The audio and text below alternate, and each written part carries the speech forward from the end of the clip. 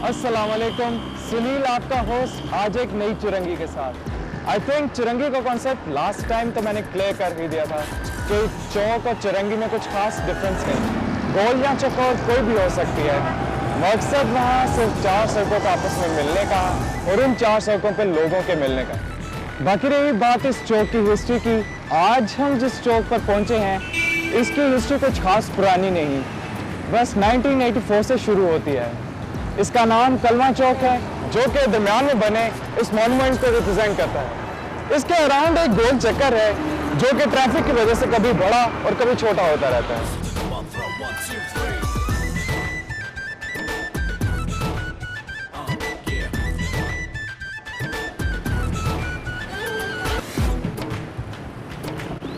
It's the only चौक इन लाहौर जहां traffic Karachi की तरह चलती है।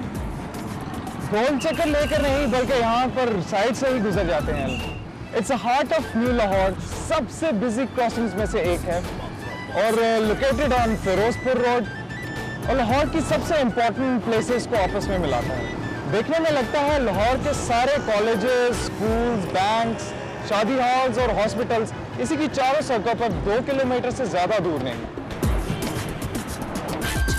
सुबह के टाइम बैंक्स और कॉलेजेस का रश, दोपहर को मार्केट्स का और शाम में शादियों का रश। बस यहाँ हॉस्पिटल जाने वालों के लिए थोड़ा सा प्रॉब्लम है।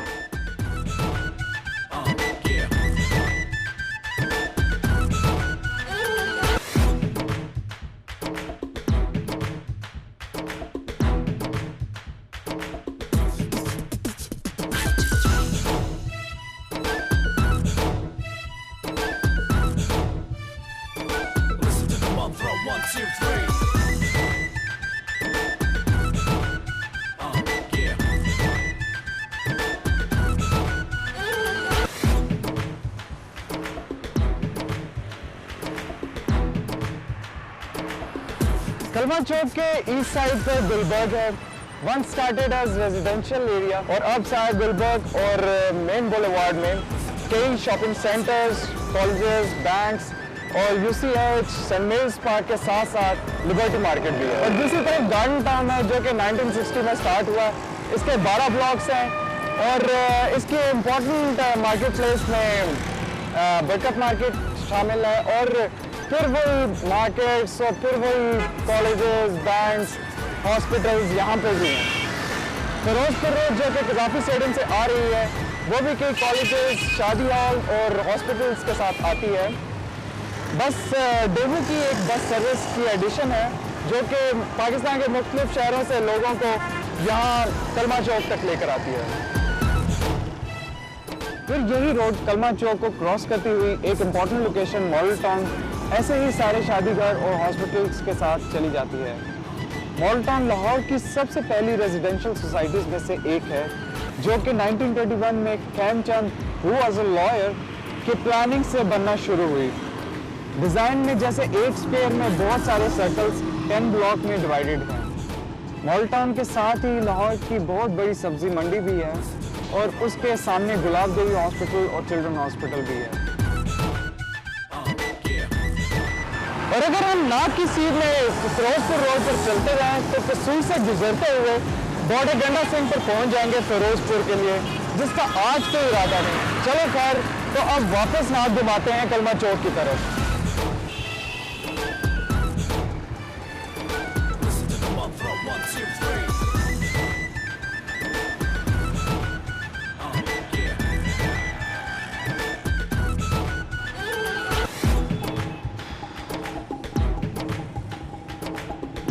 नाम से तो कलमा चौक कहते ही हैं और दिखने में भी ये कलमे से रिलेट तो होता है।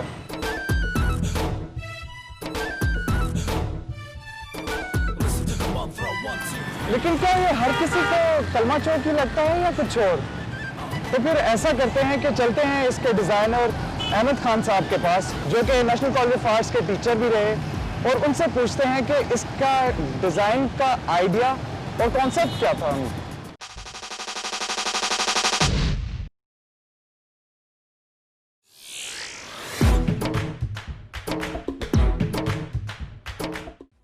खान साहब, ठीक है।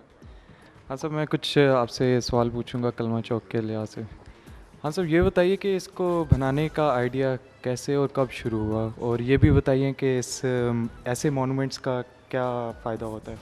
मॉन्यूमेंट्स जो हैं वो किसी ख़ास इवेंट के सिलसिले में होते हैं या इन्वायरमेंट की डेवलपमेंट में काम आते हैं, तो ये उसकी बुनियादी ज़रूरत है। कलमा चौक ख़ास तौर पर जो है वो एक जो आज की सूरत हाल है इन्वायरमेंट की, वो उससे बहुत डिफरेंट थी। तो वहाँ ट्रैफिक के जो मसाइल थे उसको हल करने के लिए सेंटर में किसी ऑब्जेक्ट की ज़रूरत थी, और साथ ही जो हमारी कल्चरल अटैचमेंट है या इस्लाम से हमारा वाबस्तगी है, उसमें कलमे को एक बुनियादी हैसियत के तौर पर इस्तेमाल किया गया। जो स्लैब्स हैं उन्हें तख्ती के तौर पर इस्तेमाल किया गया, और इन्वायरमेंट को कंट्रोल करने के लिए उसको राउंड उसमें लिया गया था।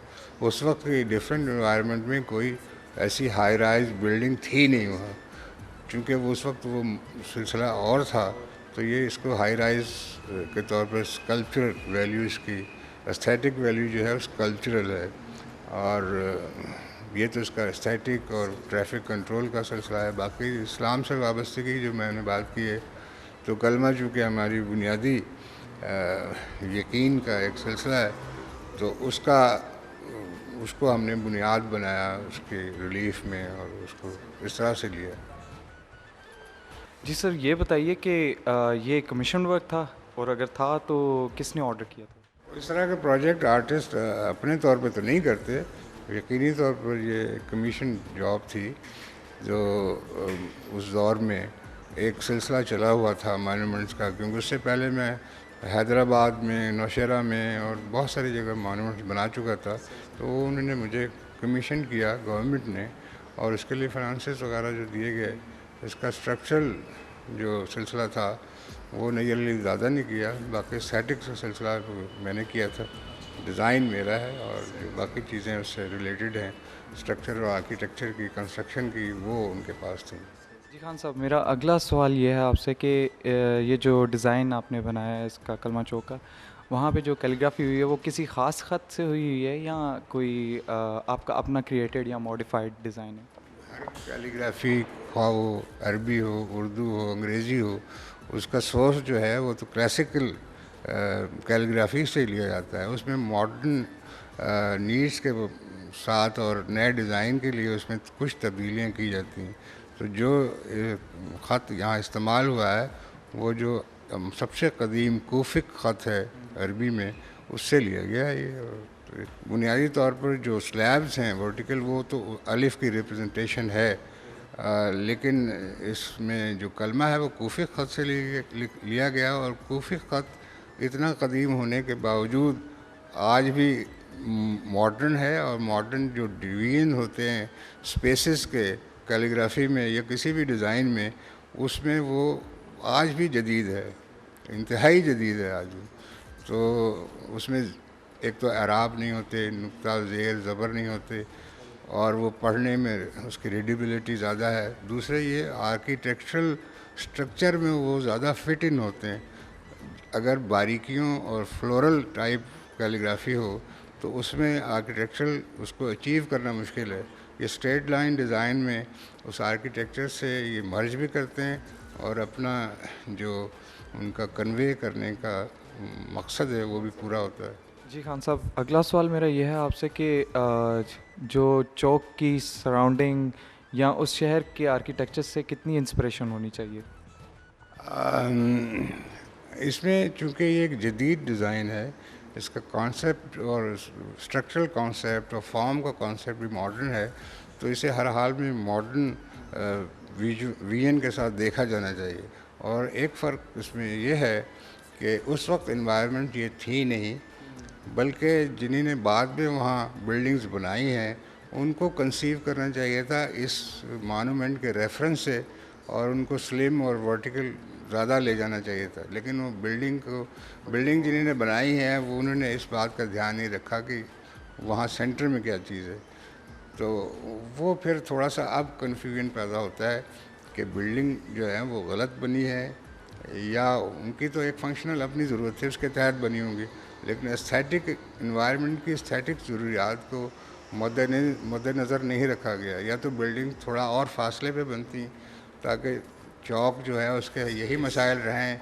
अभी दोबारा मसाइल पैदा हुए थे कि वहाँ स्पेस जो है वो टाइट है और 4 अहम सड़कें जो हैं वो वहाँ पर ज्वाइन करती हैं। तो जब उन्हें अप्रूवल दी गई है लोगों को बिल्डिंग बनाने की, तो उस वक्त के आर्किटेक्ट जो भी इसके ज़िम्मेदार हैं, ये तो उनसे पूछा जाना चाहिए कि उन्होंने स्पेस का ख्याल क्यों नहीं रखा, पार्किंग का ख्याल क्यों नहीं रखा। जी खान साहब, मैं अब आपसे आखिरी क्वेश्चन पूछूंगा कि कलमा चौक नाम से पहले इस चौक का क्या नाम था?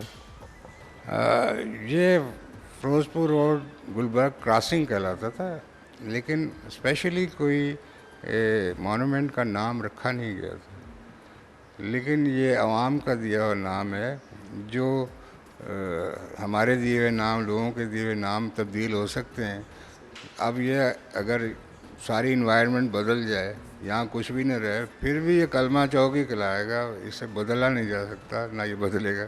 तो कलमा चौक आवाम का दिया हुआ नाम है, ये किसी का पर्सनल काविश नहीं है। Thank you so much Khan साहब, बड़ी इन्फॉर्मेशन मिली आपसे। इंशाल्लाह फिर मुलाकात होगी आपसे। तो viewers, let's go back to Kalma Chowk और वहाँ पहुँच के हम लोगों से पूछते हैं कि उनके क्या ओपिनियन है।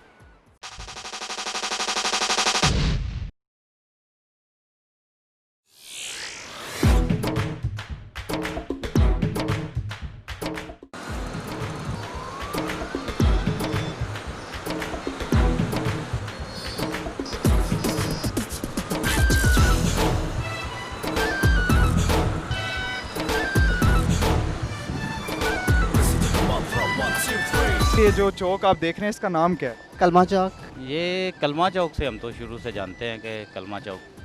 कलवा चौक। कलमा चौक है। कलमा चौक। कलमा चौक आपको नहीं पता? कलमा चौक। अब ये भी बताएं कि इसका नाम कलमा चौक क्यों रखा गया? एक्चुअली इंफॉर्मेशन नहीं है। अच्छा, नहीं, हमें नहीं है। एक्चुअली हम लोग 12-13 साल से लाहौर में शिफ्ट हुए हैं, गांव के रहने वाले हैं, माटनपुर के।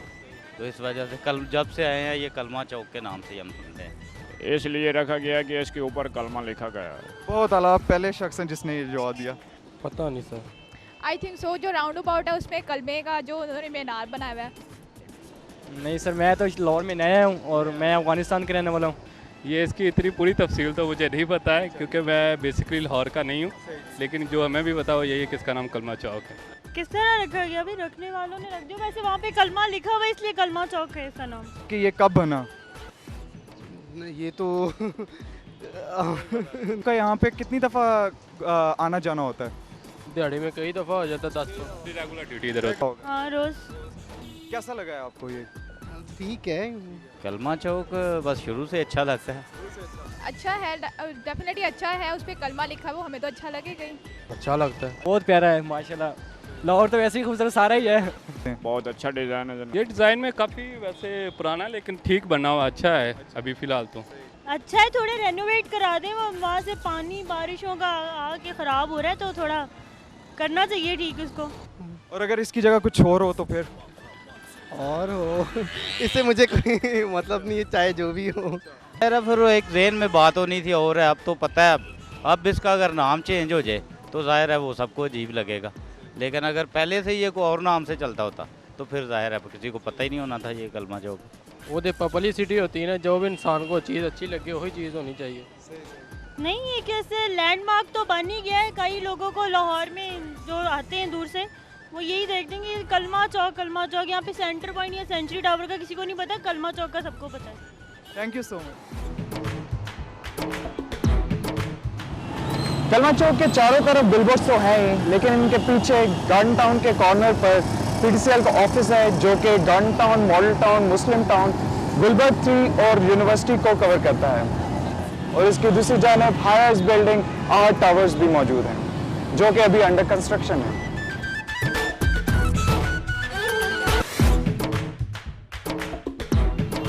गुलबर्ग की एक जानब पौधों की नर्सरी है और फिरोजपुर रोड पर बंधन शादी हॉल, और दूसरी जानब पे सेंचुरी टावर है। सेंचुरी टावर के बिल्कुल साथ में अम्यूजमेंट पार्क है, जो कि सेंट मेरीज पार्क के नाम से जाना जाता है। आजकल मिनी गोल्फ के नाम से मशहूर है।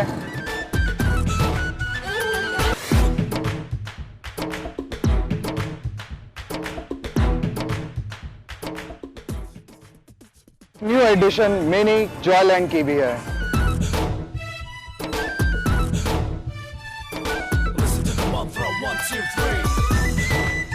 So let's go inside and see and relax for the rest of the day.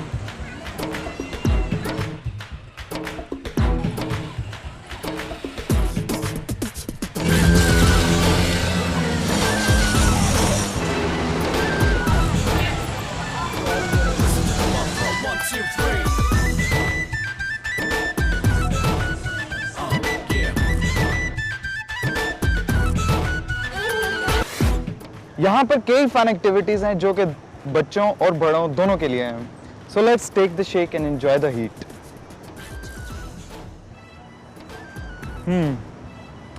इंशाल्लाह अगले प्रोग्राम पे फिर एक नई चुरंगी के साथ हाजिर होंगे। तब तक के लिए इजाजत।